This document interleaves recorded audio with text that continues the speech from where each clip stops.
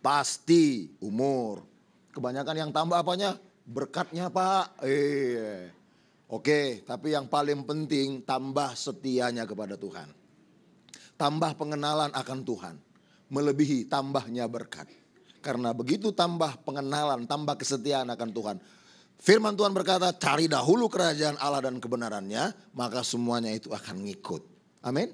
Tambah setia, tambah benar, tambah hidup jujur, sesuai dengan firman. Amin. Mantap. Baik, mari kita membuka Alkitab kita. Injil Lukas pasal yang ke-12, ayat yang ke-13 sampai ayat yang ke-21. Kita akan membaca berganti-gantian.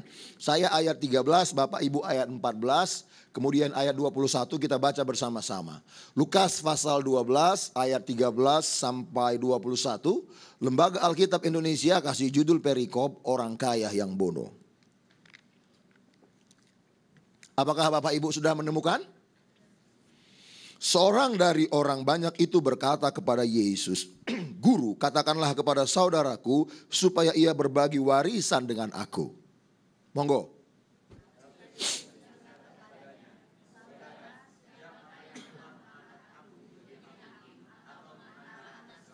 Katanya lagi kepada mereka, berjaga-jagalah dan waspadalah terhadap segala ketamakan, sebab walaupun seorang berlimpah-limpah hartanya, hidupnya tidaklah tergantung daripada kekayaannya itu. Suaranya makin hilang nih. 1, 2, ya.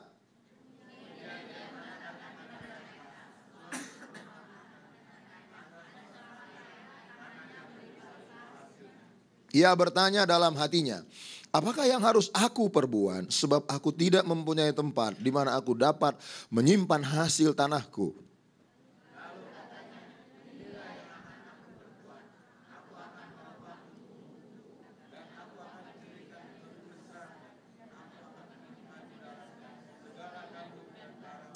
Sesudah itu aku akan berkata kepada jiwaku, jiwaku ada padamu banyak barang, tertimbun untuk bertahun-tahun lamanya. Beristirahatlah, makanlah, minumlah dan bersenang-senanglah.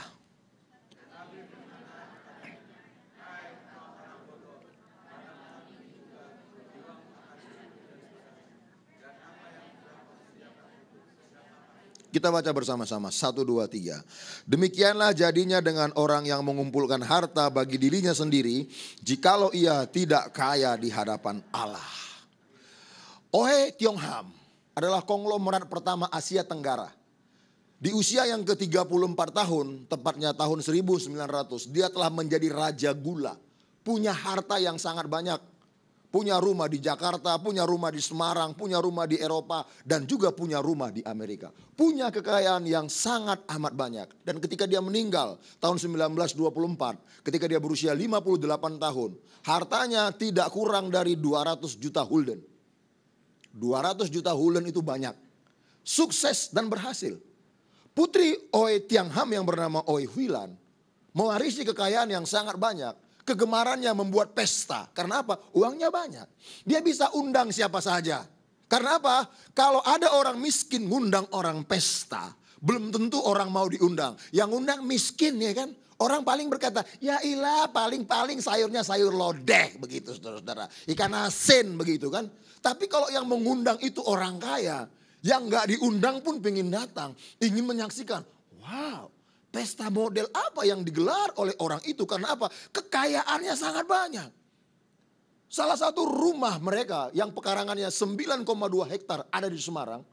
Rumahnya sangat gede, 200 kamar, pembantunya banyak. Pokoknya kaya sekali deh. Dia bisa bikin apa saja. Karena harta yang begitu banyak. Tapi sebelum dia mati, dia menulis sebuah buku yang berjudul Tidak Ada Pesta Yang Tidak Berakhir. Dia menyebut bahwa semeriah apapun pesta yang ada di muka bumi, semahal apapun biaya pesta itu, semua pesta yang ada di muka bumi pasti akan berakhir. Amin. Kalau itu yang dia bilang, saya bilang sebaliknya. Tidak ada penderitaan seberat apapun di bumi ini yang tidak berakhir. Betul? Pesta meriah akan berakhir, penderitaan jasmani juga akan berakhir. Tapi substansinya adalah ini. Punya uang banyak itu enak atau tidak enak? Jujur. Punya kekayaan yang banyak itu enak atau enggak? Jujur lah, nggak usah munafik lah. Ada orang sok-sok munafik, sok-sok suci, sok-sok kudus begitu loh. Padahal kelakuannya na'udzubillah min dalik juga, cabe deh, kan begitu. Jujur saja, punya uang banyak itu enak. Punya harta yang berlimpah itu enak. Karena apa? Kita nggak pusing-pusing. Kalau model gua ini pendeta, mau liburan jauh-jauh hari. Search internet dulu, AirAsia yang murah tanggal berapa ya.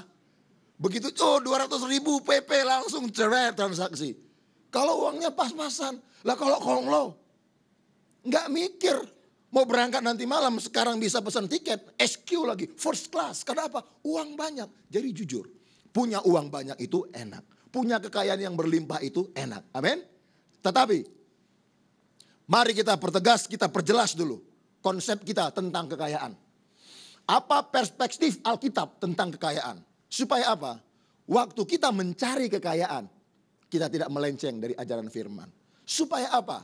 Supaya waktu kita punya kekayaan, kita tidak menjadi orang kaya yang bodoh di mata Tuhan dengan bergelimangan harta yang begitu banyak. Nah, mari kita mempelajari perikop ini. Bagaimana pandangan Alkitab tentang kekayaan? Yang pertama, ayat yang ke-13 dan 14. Seorang dari orang banyak itu berkata kepada Yesus, "Guru, katakanlah kepada saudaraku supaya ia berbagi warisan dengan aku." Tetapi Yesus berkata kepadanya, "Saudara, siapakah yang telah mengangkat aku menjadi hakim atau pengantara atas kamu?" Yang pertama, mengusahakan kekayaan bukan dosa. Siapa bilang orang mencari kekayaan dosa? Siapa pernah mendengar ajaran bahwa mencari kekayaan itu dosa? Alkitab melarang orang menjadi kaya. Hari ini saya bantahkan konsep itu. Alkitab tidak melarang Anda menjadi kaya. Bahkan Alkitab berjanji dia menyertai engkau waktu engkau bekerja dan berbisnis. Amin.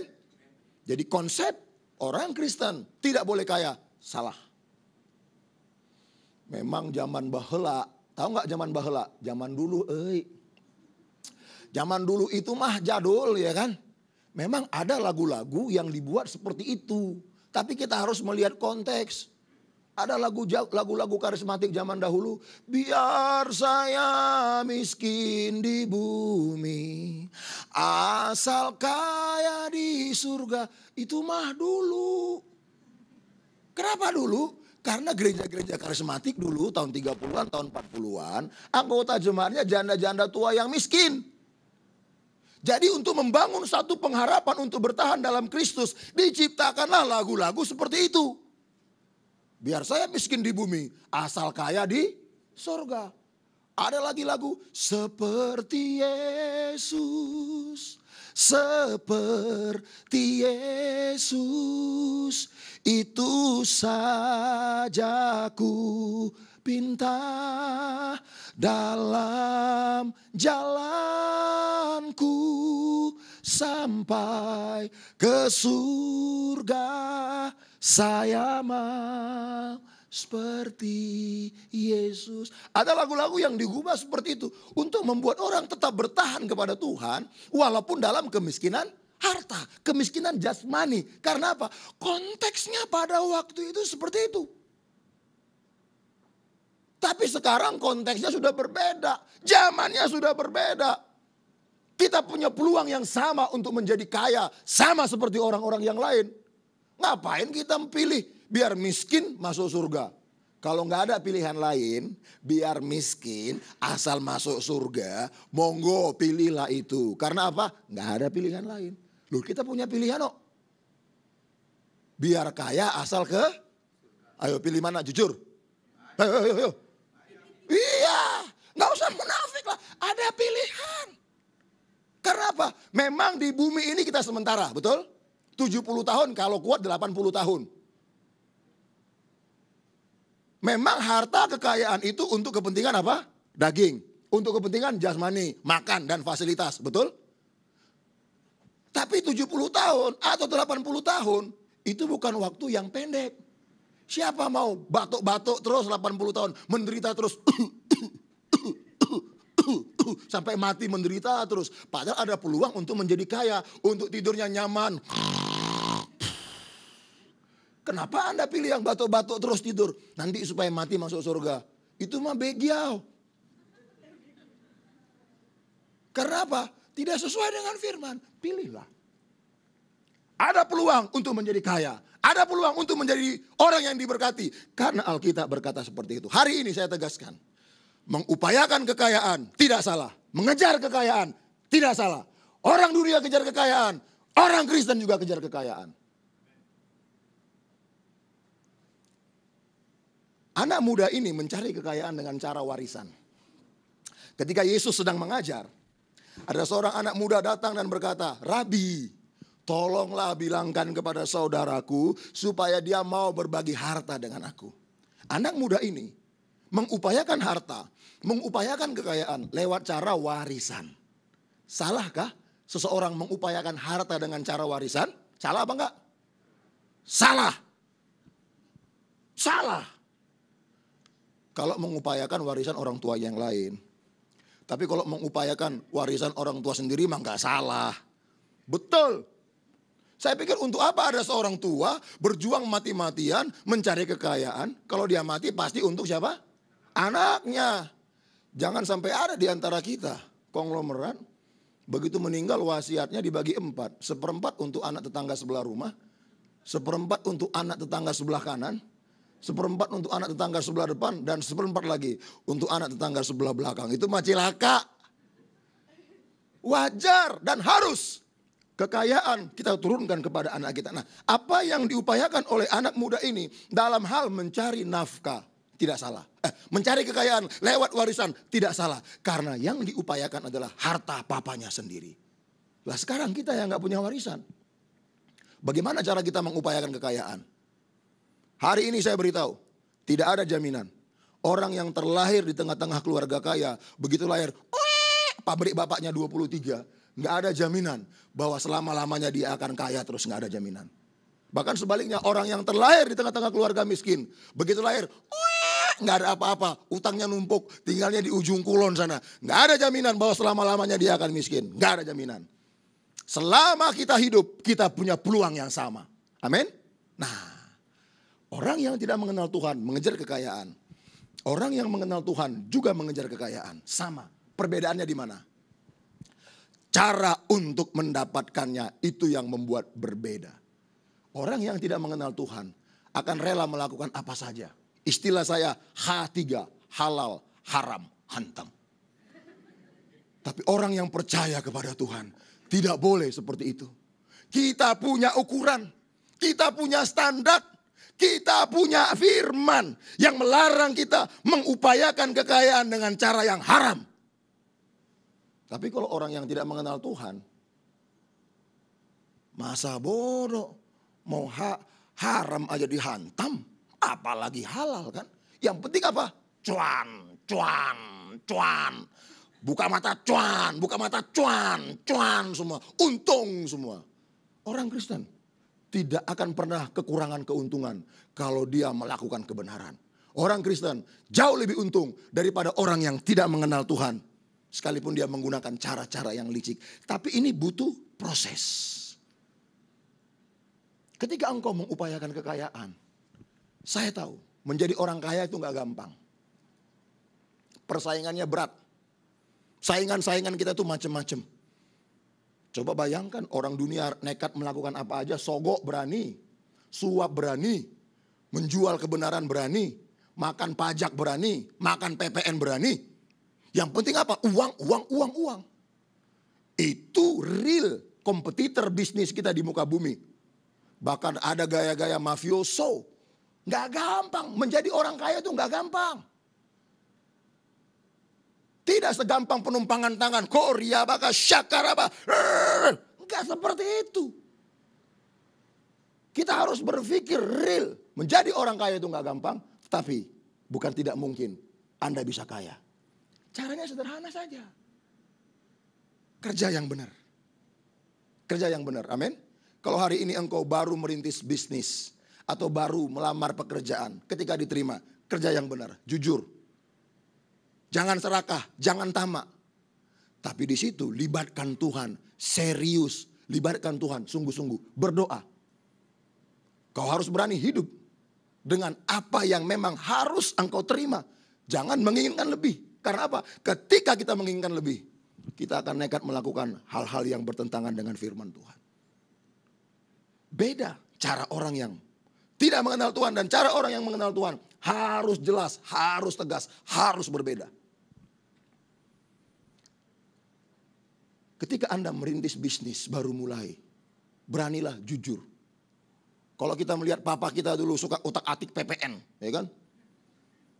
Pabrik jual 30 rupiah, udah termasuk untung di dalam nih. Bunga bank di sini semua sudah ada.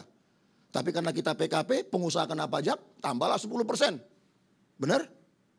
Yang 3 rupiah ini kan harus serahkan ke negara. Tapi karena kita otak-atik segala macam, kita punya jiwa maling, kita punya jiwa pencuri, kita otak-atik. Yang 3 rupiah gak kita serahkan. Dan ini sebagai anak kita tahu, wah ini papa gua salah ini. Nah ketika Anda merintis bisnis, atau bisnis itu jatuh ke tangan Anda, saya sebagai hamba Tuhan mengingatkan, hentikan dengan segera. Karena apa? Engkau baru mulai.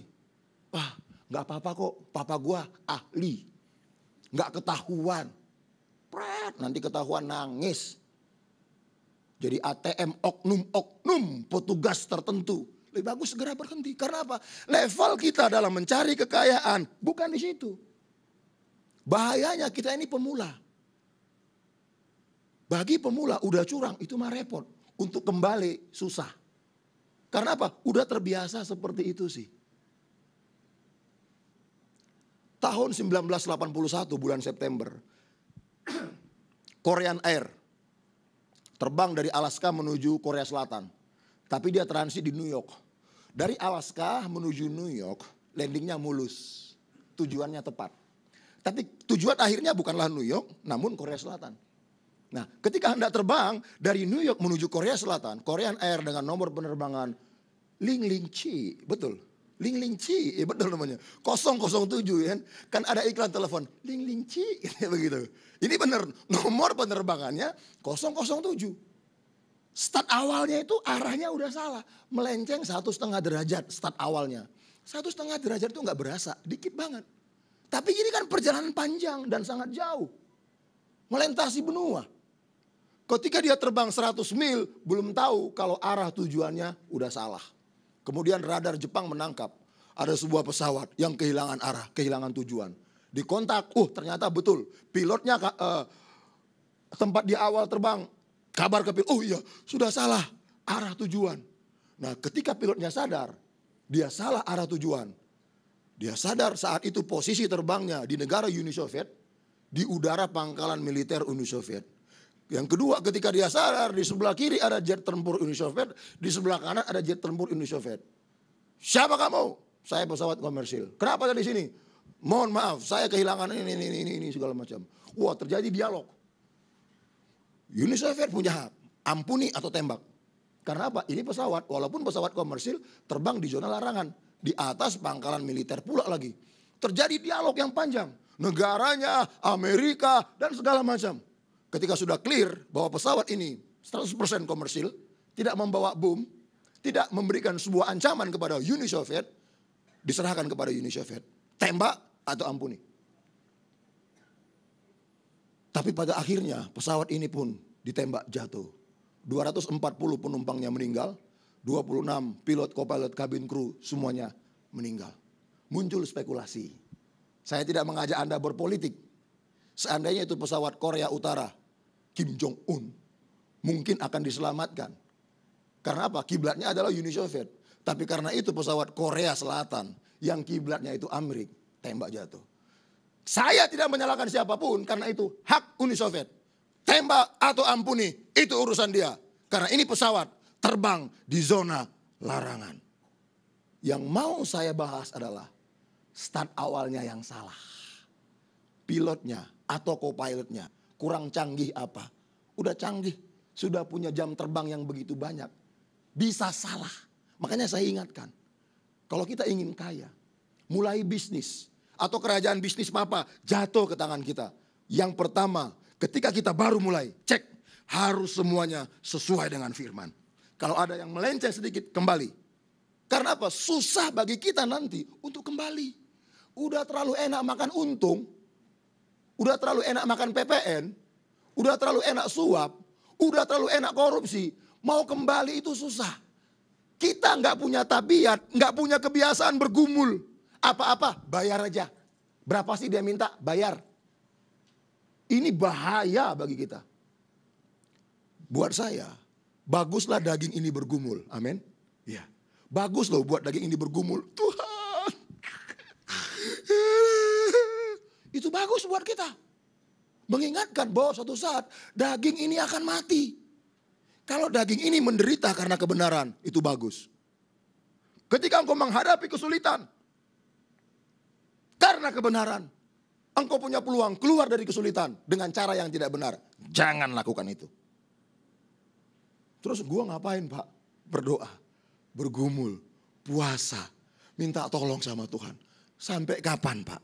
Sampai Tuhan menolong. Anda yakin gak Tuhan pasti menolong? Yakin? Hakul yakin. Bukan lagi cuman yakin. Yakin, hakul, yakin. Kalau kita yakin, mbok ya tunggu. Sampai Tuhan itu betul-betul menolong. Ini berapa? Dia minta berapa? Kasih. Tapi aman ya. Jangan sampai ketangkap KPK. Ya.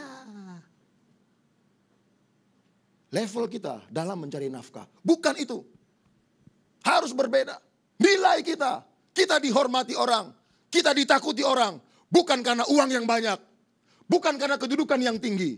Biarkan orang dunia menghormati kita. Salut kepada kita. Karena apa? Ketaatan dan kesetiaan kita kepada Tuhan. Jadi jangan sampai nilai ini bergeser. Dia mau dihormati, merasa jadi manusia. Kalau uangnya banyak, hartanya banyak, apanya segalanya banyak. Nggak boleh. Nilai kita adalah kebenaran yang diajarkan oleh Tuhan Yesus. Ini jangan bergeser sampai kapanpun. Biarkan uang berkurang, nggak ada persoalan. Yang penting kebenaran ini kita pegang sampai mati. Tapi percayalah, kalau kita mempertahankan kebenaran demi Tuhan, apakah Tuhan membiarkan? Saya pikir nggak dibiarkan. Awalnya seolah terseok-seok, ya kan? Jatuh bangun, terseok-seok. Tapi ini kan sebuah latihan. Latihan roh namanya. Untuk apa? Membuat daging semakin mengecil. Dan ketika daging ini sudah tunduk kepada keinginan roh, maka berkat-berkat Tuhan akan datang dalam kehidupan kita. Cari kekayaan. Amin. Kerja yang benar, kerja yang jujur. Berdoa. Hukum alam saja. Kalau kita rajin kerja, pasti maju. Betul? Ya, ini hukum alam loh. Kita jangan pakai hukum Tuhan dulu nih. Hukum alam saja orang yang rajin bekerja pasti maju. Apalagi kita punya hukum Tuhan. Amin. Apalagi punya visi tahun ini. Dibukanya pintu-pintu mujizat. Kalau itu connect, wah betapa hebatnya. Ini tahun dibukanya pintu-pintu mujizat. Kerja aja malas. Gimana mau kaya? Bangun jam 10. Orang udah pada untung semua, kita baru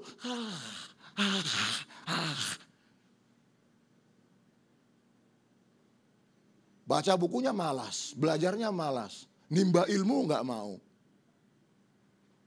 Kenapa Toyota itu bisa eksis sampai sekarang? Karena Toyota itu punya istilah Kaizen, inovasi tiada akhir. Ini perspektif dunia loh. Orang yang tidak mengenal Tuhan. Mereka bisa eksis sampai hari ini. Karena apa? Punya apa? Punya slogan. Kaizen. Inovasi tiada akhir. Mereka juga belajar. Kalau kita ingin maju. Kerja yang benar. Jujur. Belajar. Andalkan Tuhan. Dan lihat. Ketika engkau berhasil. Tidak ada hukum yang bisa mendakwa engkau. Karena kesuksesanmu disebabkan oleh Tuhan. Amin. Kekayaan bukan dosa. Jangan sampai muncul istilah, gua gak mau jadi orang kaya. Kenapa? Takut dosa. Pret. Males. Kalau males iya, padahal dia males. Dia males, dia enggak ogah bersaing, apa semua segala macam. Kemudian bilang gitu, takut dosa Anda. Kekayaan bukan dosa. Ya, cari. Kalau udah kaya jangan lupa gua. Jangan lupa pekerjaan Tuhan maksudnya. Yang kedua, ayat yang ke-15. Katanya lagi kepada mereka, berjaga-jagalah dan waspadalah terhadap segala ketamakan. Sebab walaupun seorang berlimpah-limpah hartanya, hidupnya tidaklah tergantung daripada kekayaannya itu. Yang kedua, kekayaan bukan tempat bergantung seluruh hidup kita. Kalau kita menggunakan perspektif dunia, poin pertama dan poin kedua seolah-olah kontra. Kekayaan bukan dosa. Sama. Tetapi ketika kita sudah mendapatkan kekayaan, Yesus berkata, sekalipun orang berlimpah-limpah harta dan kekayaan, hidupnya tidaklah tergantung kepada kekayaan itu. Di sini kontranya. Nah, orang yang tidak mengenal Tuhan menjadi kaya, dia jadikan harta kekayaan ini seolah-olah Tuhan, segala-galanya. Dan dia tidak mau lagi berkurang, nambah dia mau.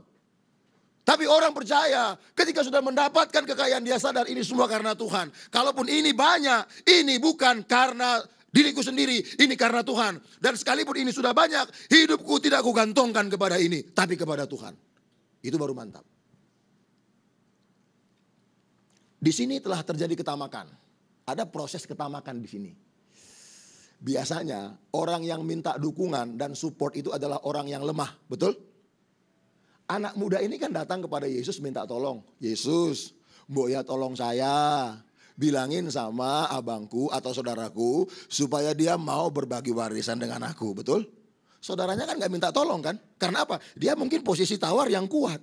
Ini posisi yang lemah. Mungkin loh agak bodoh ini anak. Kurang cerdas.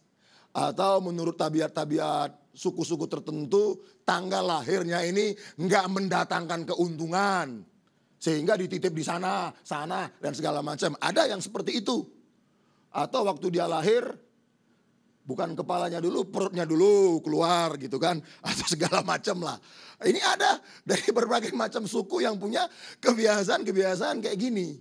Tapi prinsipnya posisi tawar anak ini lemah. Nah, bisakah telah terjadi ketamakan? Iya. Saudaranya tidak membagi warisan adil. Padahal papanya sudah membuat warisan surat wasiat yang adil. Karena papanya sadar, walaupun anak nomor 1 pinter, kuliah di Amerika, anak nomor 2 kuliahnya di kampus yang statusnya terdengar, ya ini tetap anak. Kan kampus-kampus kan macam-macam modelnya ya. Ada yang disamakan, ada yang diakreditasi, ada juga kampus yang statusnya terdengar. Begitu saudara. Bukan terdaftar, bukan disamakan, tapi terdengar. Ada itu, banyak di Jakarta itu. Hanya sekedar jual ijazah. Tapi apapun itu, ini anak. Yang namanya anak tetap mendapat hak yang sama kan. Tapi bisa jadi abangnya ini serakah. Hak warisan saudaranya ini gak diberikan. Telah terjadi ketamakan. Kakaknya menjadi tamak atau saudaranya menjadi tamak dan serakah. Karena dia tahu kalau uangku banyak nilaiku lebih tinggi. Kalau hartaku banyak nilai hidupku lebih tinggi. Salah. Atau bisa juga ada seorang laki-laki dulunya baik sama saudaranya, ketika dia menikah jadi serakah, pengaruh istri. Ada istri-istri yang resek, saudara-saudara ya. Tapi bukan di sini. Di sini semua istri-istri yang baik, amin. Ya, tapi di sana itu banyak istri-istri yang resek, serakah. Sampai suaminya itu tidak mau berbagi lagi dengan adik-adiknya. Padahal itu perusahaan yang diwariskan oleh papanya. Itu istri yang di sana. Di sini semua istri baik-baik, amin. Kalau ada di sana sini, saudara-saudara. Serakah, telah terjadi keserakahan. Nah, waspada terhadap segala keserakahan. Dengan alasan apapun, kita tidak boleh berlaku serakah, berlaku tamak. Serakah dan tamak itu artinya menginginkan lebih dari yang seharusnya kita dapat. Yesus berkata, sekalipun orang punya penghasilan ratusan juta per bulan, hidupnya tidak tergantung pada itu. Bahkan sebaliknya, kalau kita percaya, sekalipun gaji kita UMR, DKI, hidup kita tidak tergantung pada itu. Amin. UMR DKI kan gede-gede ya. 17, ada perusahaan lain 23, gede loh. UMR DKI itu gede. Ada yang 15, ada yang 17, UMR DKI. Anda bingung. Hebat banget DKI. Gaji karyawannya UMR-nya 17, 23, bukan 17, sekian juta, bukan. Tanggal 17 udah koma itu gaji. Tanggal 20 udah koma itu gaji. Udah gak punya apa-apa lagi. Nah, hidup kita bukan tergantung pada itu. Hidup kita tergantung pada Tuhan. Dasarnya apa? Iman. Dasar hitung-hitungan adalah Gaji 1 bulan 2,7. Dihitung ini kurang, ini kurang, ini kurang. Oke, tapi saya punya Tuhan yang sanggup memelihara hidup saya. Dasar kita kepada Tuhan bukan hitung-hitungan real, tapi iman. Amin. Bukankah hidup kita ini karena percaya, bukan karena melihat. Justru apa yang kita imani itu akan memberikan hasil yang lebih besar. Jadi jangan serakah.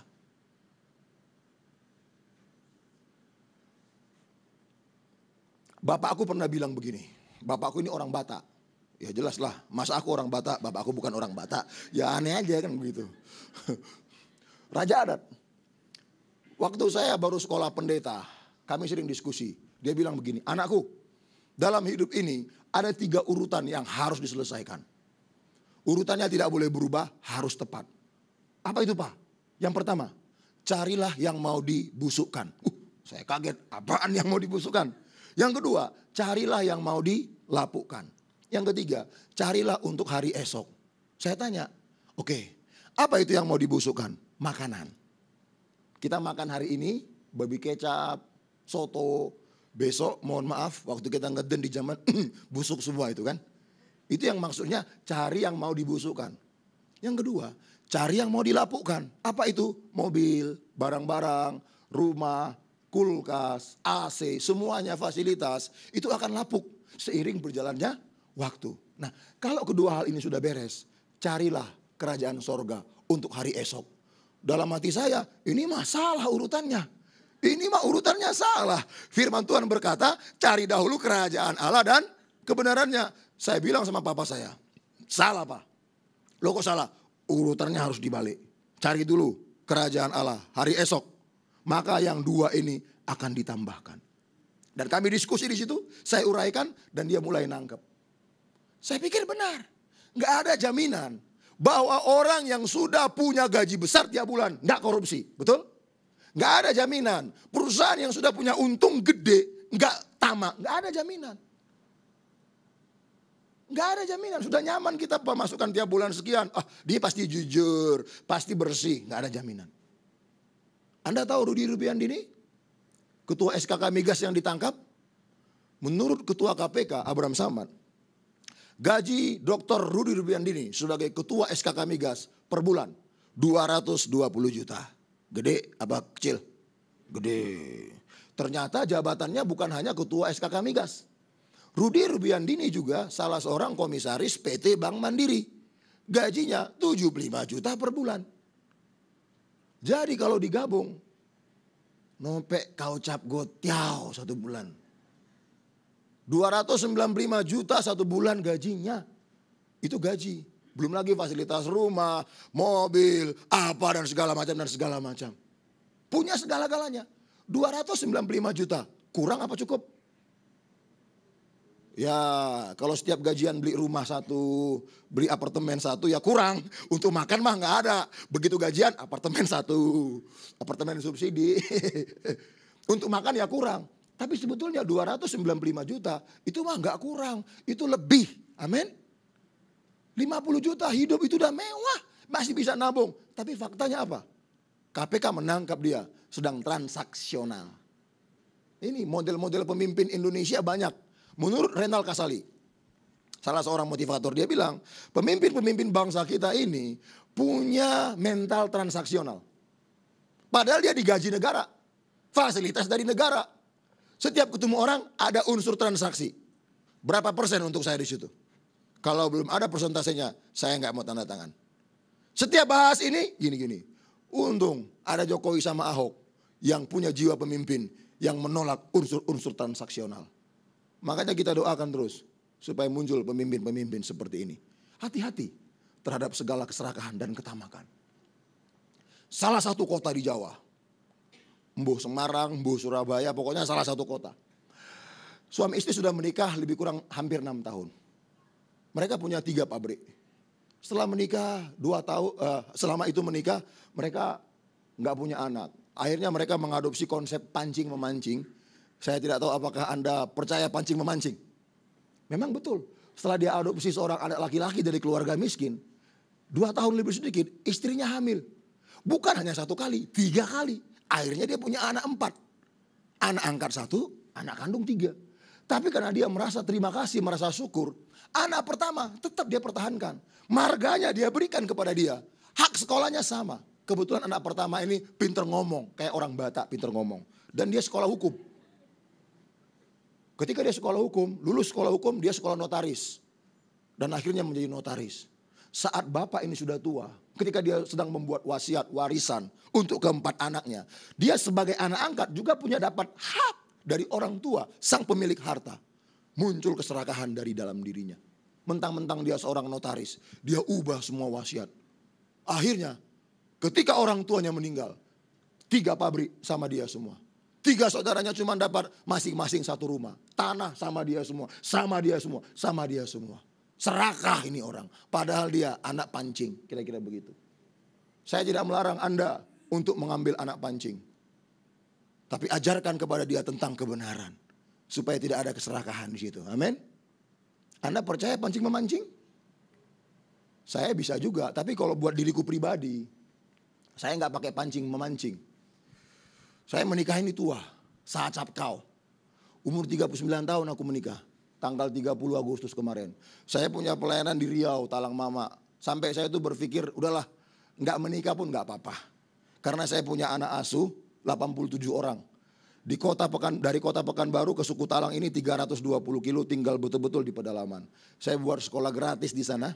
Dan mereka sebagian sudah percaya kepada Tuhan Yesus. Ada YouTube-nya semua, Anda bisa lihat kalau pengen tahu, bisa lihat di sana. Dan saya fokus untuk melayani suku ini. Nggak menikah sama sekali pun nggak apa-apa lah saya pikir. Padahal lihat teman-teman jalan sama istri, sama anak begini. Aduh enak juga ya. Tapi kukuatkan imanku. Langit baru dan bumi baru menanti. Bulan Maret tahun lalu saya ditawarkan pindah ke Australia. Di Perth. Menetap di sana untuk melayani. Saya berdoa, saya tolak dengan alasan pelayanan misi Talang Mama. Sedih juga. Karena kalau jadi di Australia kan enak kan begitu. Bulan April tanggal 21 hari Minggu. Adikku mengenalkan aku kepada seorang wanita. Orang Batak. Begitu kali pertama melihat tanggal 21 hari Minggu. Dalam jantung ini dak dik duk der. Yeah. Saya merasa cocok. Ya kan. Jangan kira kita gak laku loh kita. Banyak juga. Tapi ya gak tahu itulah yang membuat dak dik duk der. Saya pikir cocok. Hari Senin tanggal 2, tanggal 22. Waktu dia pulang kantor saya jemput. Nongkrong di Mall Kelapa Gading. Langsung saya bilang. Dek, abang cinta sama kau. Ada pertanyaan? Ya. Sama saya pikir seperti saya ngajar di kampus STT dulu. Setelah saya ngajar. Ada pertanyaan? Saya ngomong. 1 hari ketemu tanggal 21. Tanggal 2 saya bilang. Dek, abang cinta sama kau. Ada pertanyaan? Bingung lah dia gelagapan. Dia belum jawab. Tanggal 29-nya, hari Senin berikutnya saya bilang. Dek, abang mau menikah sama kau. Mau apa enggak? Oh gelagapan. Tapi ya dia mau tuh menikah. Tanggal 30 Agustus. Jadi 4 bulan 9 hari selesai satu perkara. Jadi saya bilang begini. Dan sekarang sudah hamil. Sudah hamil. Ya. Makanya saya bilang bukan istilah pancing memancing. Semua karena Tuhan. Mau dipancing bagaimana juga kalau Tuhan gak beri ya gak beri. Ya sekarang puji Tuhan sudah hamil. Maksudku begini. Pemuda-pemuda yang sedang deketin cewek. Gak usah jaim lah. Deketin gak ya? Deketin gak ya? Gak usah. Langsung aja tembak aja langsung. Wanita itu butuh kepastian. Butuh keseriusan. Kalau wanita itu tahu Anda serius sama dia. Pasti dia mau. Walaupun gigi kita gak rata seperti gigiku begini. Karena dia lihat kita ini serius. Mau. Hati-hati terhadap segala keserakahan dan ketamakan. Dengan alasan apapun, jangan serakah, jangan tamak. Jangan menginginkan lebih dari apa yang seharusnya kita dapat. Kita ini anak Tuhan. Tuhan sanggup memberkati kita jauh lebih banyak kalau kita mengerti kebenaran ini. Dan yang ketiga, yang terakhir. Ayat 16 sampai ayat 21. Saya baca ulang. Kemudian ia mengatakan kepada mereka satu perumpamaan. Katanya, ada seorang kaya, tanahnya berlimpah-limpah hasilnya. Ia bertanya dalam hatinya, apakah yang harus aku perbuat? Sebab aku tidak mempunyai tempat di mana aku dapat menyimpan hasil tanahku. Lalu katanya, Inilah yang akan aku perbuat. Aku akan merombak lumbung-lumbungku, dan aku akan mendirikan yang lebih besar, dan aku akan menyimpan di dalamnya segala gandum dan barang-barangku. Sesudah itu aku akan berkata kepada jiwaku, jiwaku, ada padamu banyak barang, tertimbun untuk bertahun-tahun lamanya. Beristirahatlah, makanlah, minumlah, dan bersenang-senanglah. Tetapi firman Allah kepadanya, hai engkau orang bodoh, pada malam ini juga jiwamu akan diambil daripadamu. Dan apa yang telah kau sediakan, untuk siapakah itu nanti? Demikianlah jadinya dengan orang yang mengumpulkan harta bagi dirinya sendiri, jikalau ia tidak kaya di hadapan Allah. Yang ketiga, kekayaan jangan sampai membuat kita bodoh di mata Tuhan. Orang dunia tidak akan berani berkata orang ini bodoh. Hanya Tuhan yang berani berkata orang ini bodoh. Jikalau demikian, telah terjadi perbedaan pandangan tentang penggunaan harta kekayaan, tentang penggunaan aset. Kenapa saya katakan orang dunia tidak berani menghakimi bahwa orang ini bodoh? Orang ini pandai, orang ini pintar.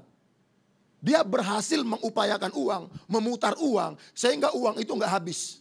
Semakin bertambah, semakin bertambah. Tiap hari bertambah, tiap hari bertambah. Buktinya apa? Dia berkata dalam jiwanya, lumbung-lumbungku ini terlalu kecil.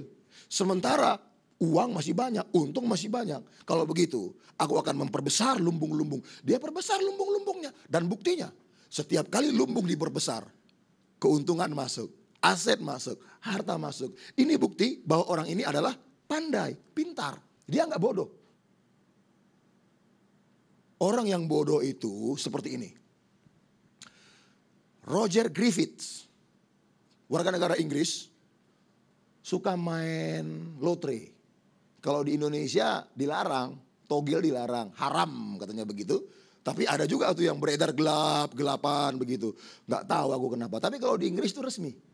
Nah, Roger Griffiths dan istrinya suka main lotre. Sekian tahun main lotre nggak pernah menang. Tapi puncaknya tahun 2005 mereka menang, Pak. 1,9 juta pound sterling. Kalau dirupiahkan lebih kurang 26 miliar. Begitu dapat uang banyak, hal yang pertama mereka buat adalah apa? Beli rumah di kalangan elit. Schedule jadwal untuk liburan.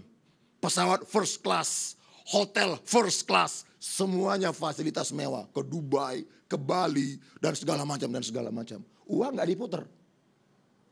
Tidak sampai 2 tahun atau 2 tahun lebih seperti itu. Hartanya habis, semuanya bangkrut, kosong semua.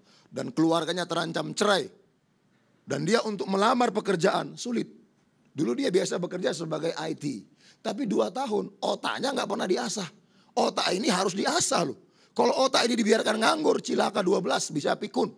2 tahun otaknya gak diasah. Hanya bersenang-senang, berfoya-foya. Dia melamar pekerjaan. Tidak ada pekerjaan yang dia dapat. Dan akhirnya rumah tangga yang terancam cerai. Jadi cerai beneran. Karena apa? Udah bokek. Ini yang disebut orang yang bodoh. Tidak mampu mengupayakan uang atau memutar uang. Padahal modalnya lumayan loh. 26 miliar. 26 miliar. Kalau menjadi toke jengkol besar itu. Coba Anda beli jengkol pakai uang 26 miliar. Berapa banyak itu? Untungnya per kilo 100 rupiah kan lumayan kan? Tapi dia nggak mikir tuh jadi toko jengkol. Dia hanya pikir berfoya-foya. Tapi orang ini orang pandai. Orang ini orang cerdas. Dia mampu mengupayakan uang. Tapi di mata Tuhan dia disebut bodoh. Karena apa? Ketika Anda sudah berhasil menjadi orang kaya, ada satu kekayaan lagi yang harus Anda raih. Yang harus Anda cari. Yaitu apa? Kekayaan di sorga. Mahkota kehidupan, mahkota kemuliaan, mahkota kekekalan.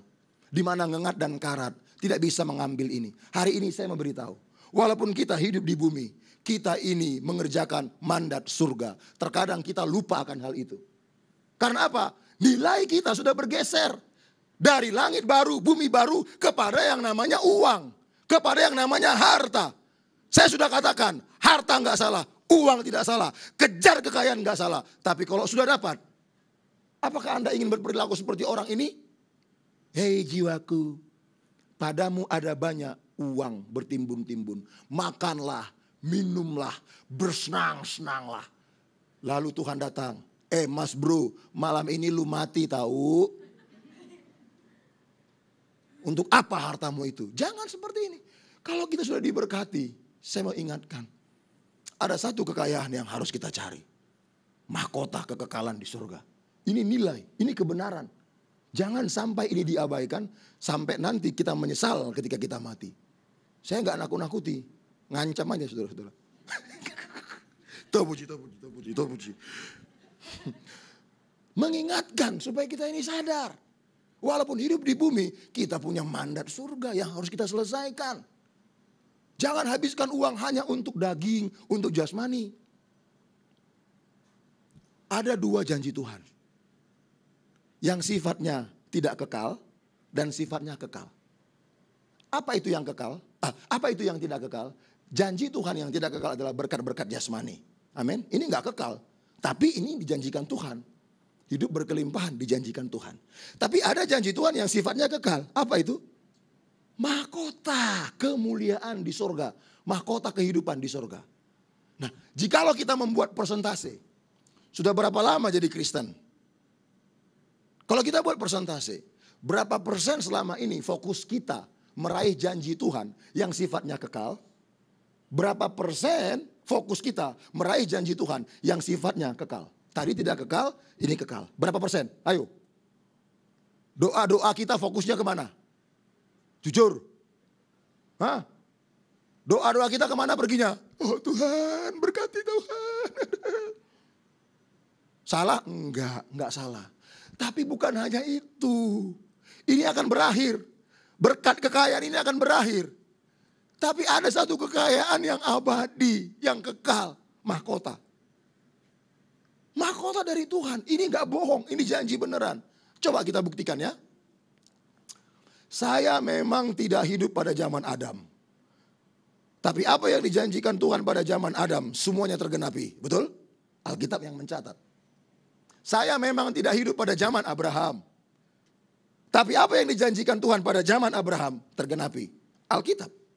Saya memang tidak hidup zaman kerajaan Israel dulu. Daud, Salomo, Saul. Tapi apa yang dijanjikan Tuhan pada zaman itu tergenapi. Alkitab dasarnya. Saya memang tidak hidup pada zaman murid-murid Yesus, Petrus, Yohanes dan lain-lain. Tapi apa yang dijanjikan Tuhan tergenapi pada zaman itu. Buat saya, satu lagi janji Tuhan yang belum terrealisasi. Apa itu? Langit baru, bumi baru. Mahkota kehidupan, mahkota kemuliaan di sorga. Anda percaya akan hal ini? Punya gak kerinduan untuk memakai mahkota ini nanti? Jangan-jangan kita udah gak punya hasrat lagi. Gak tahu Pak, embuh Pak. Kalau dapat, enggak. Waduh, ini cilaka. Ini nilai Kristennya udah bergeser. Bener, tak ingatin ini. Ketika gak punya lagi hasrat kerinduan untuk mengenakan mahkota ketika kita di surga. Kita gak punya hasrat lagi. Kristen kita udah rusak. Rusak. Apa? Rusak. Sekali lagi apa? Rusak. Benar saya bilangin ini. Kalau dalam diri kita hari ini gak punya kerinduan lagi nanti untuk mengenakan mahkota itu, Kristen kita udah rusak. Coba ya. Yesus punya kuasa kan? Punya mujizat kan? Alkitab mencatat pagi-pagi betul dia berdoa. Betul? Sering Anda baca begitu? Di Matius, Markus berdoa. Apa yang dia doakan? Minta berkat? Minta mujizat? Enggak. Masih misteri doanya itu. Satu-satunya doa Tuhan Yesus yang ditulis detail dalam Alkitab, dalam Injil Yohanes. Supaya mereka menjadi satu, sama seperti aku dan engkau adalah satu. Hanya satu doa Yesus yang ditulis isinya. Tapi Matius, Markus, Lukas mencatat pagi-pagi Yesus berdoa. Suka berdoa, suka mengasingkan diri. Apa yang dia doakan? Minta sukses, minta kuasa, minta mujizat. Yuk kita berpikir. Alkitab atau saya tidak melarang Anda menjadi orang kaya. Jadi orang kaya.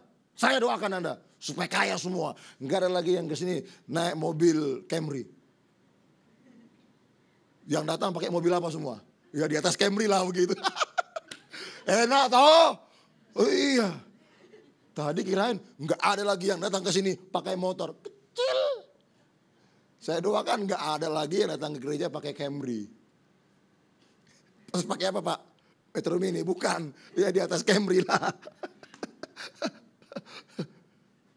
Kita punya tugas untuk mengemban hal ini saudara-saudara. Kalau Anda sudah punya harta, pergunakan harta itu untuk apa?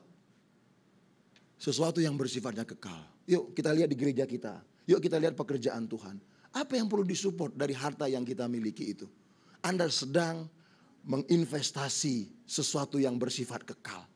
Orang ini disebut bodoh karena apa? Hai jiwaku, bersenang-senanglah, berpoya-poyalah, bergembiralah. Karena padamu ada banyak harta. Bodoh. Dia punya kesempatan, masih hidup. Dia punya kesempatan, uangnya banyak. Kenapa dua kesempatan ini nggak dipergunakan untuk yang bersifat kekal? Jangan nanti begitu tepuk tangannya udah salah. Anda tahu nggak tepuk tangan yang salah? Tepuk tangan yang benar itu gimana? Begini. Tepuk tangan yang salah?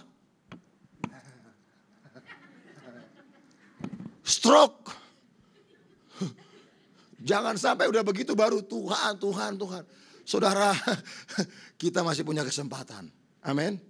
Saya ingatkan, rindulah mengenakan mahkota kemuliaan di surga nanti. Iya. Satu ini yang belum saya alami. Kapan ini saya alami? Kalau saya nanti mati. Bila nafas hidupku tiada, bila detak jantungku tiada, ku tahu kau panggil ku pulang ke rumah Bapa. Pasti saat itu pun tiba, tak menunggu hariku senja, kapanpun kau panggil ku pulang bertemu Tuhan. Kalau kita mati nanti dapat mahkota atau tidak, hari ini penentuannya. Amin. Hari ini penentuannya. Pergunakan waktu yang ada, kesempatan yang ada, kekayaan yang ada untuk apa? Investasi yang sifatnya kekal. Sehingga engkau tidak menjadi orang kaya yang bodoh. Engkau menjadi orang kaya yang apa? Bijaksana. 3 pandangan Alkitab terhadap kekayaan. Yang pertama, mengupayakan kekayaan itu bukan dosa. Kejar kekayaan. Seberapa banyak Pak? Sebanyak mungkin yang bisa engkau raih. Raih. Amin. Yang kedua, kekayaan bukan tempat bergantung seluruh hidup kita. Dan yang ketiga, kekayaan jangan sampai membuat kita menjadi orang bodoh. Tuhan memberkati kita semua. Tepuk tangan bagi Tuhan Yesus.